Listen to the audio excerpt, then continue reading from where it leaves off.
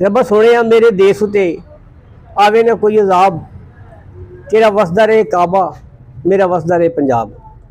सही तो मित्रों, मैं थोड़ा अपना वीर मलिक बशीर देश पंजाब यूट्यूब चैनल तो पंजाब ते पंजाबियों नाल प्यार एक फितरी अमर है। जिदा माँ प्यो का अपनी औलाद नाल प्यार हुंदा, इस तरह दुनिया भर दे विच पंजाबी बोलण वाले ते पंजाबियों नाल ते पंजाब दे वासियों का एक फितरी लिंक है जिहड़ा कदी भी मिट नहीं सकता। ते शौकत अली ने इस बारे की आख्या, जरा आ सुनो ते अगली गल फिर करते हैं।